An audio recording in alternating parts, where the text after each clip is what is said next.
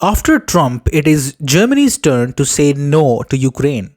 Earlier this week, the Trump administration halted delivery of weapons to Ukraine, saying Zelensky was not ready for peace and America's support was emboldening him.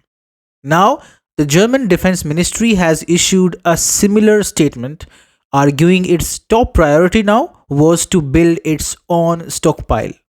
Spokesperson Michael Stamfel of the ministry said that Germany has reached its limit in supplying weapons to Ukraine. He added that while Berlin has provided significant military aid, it must now prioritize its own defense and European security. Unlike France and the UK, Germany does not have its own nuclear arsenal or security umbrella after 3 decades of military downsizing since the fall of the Berlin Wall. Its armed forces are now underfunded, understaffed, and outdated.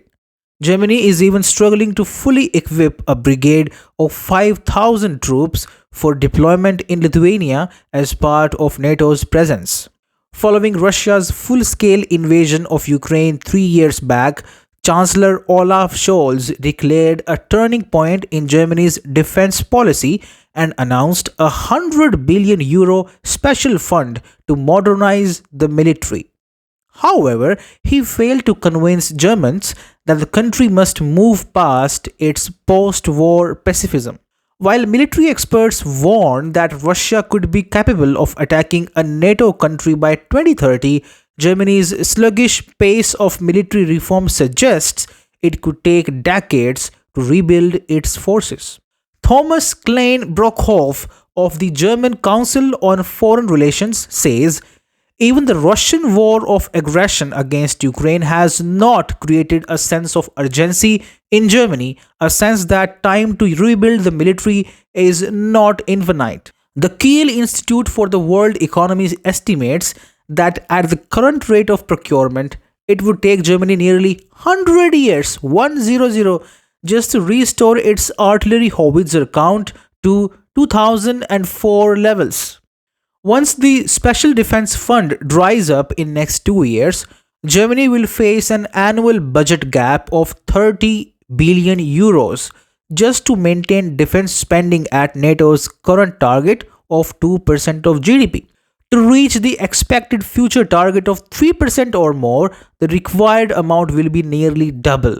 If US President Trump moves forward with withdrawing American troops from Europe, Germany's defense costs will rise even further.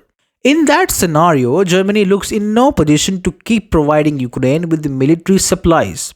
Incoming Chancellor Friedrich Merz faces urgent challenges. He must revive Germany's shrinking economy, which has barely grown since before COVID-19.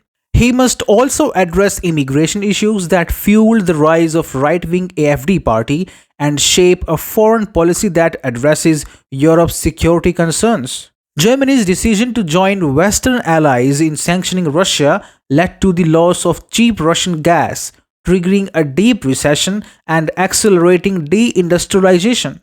As economic struggles worsened, there are talks in Berlin to again switch on the Nord Stream pipelines.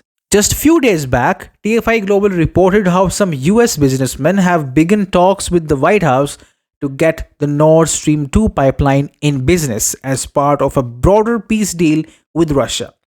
If Germany wants to do gas business with Russia to revive its economy, it must stop funding the war in Ukraine first. And that is what Berlin seems to be doing right now.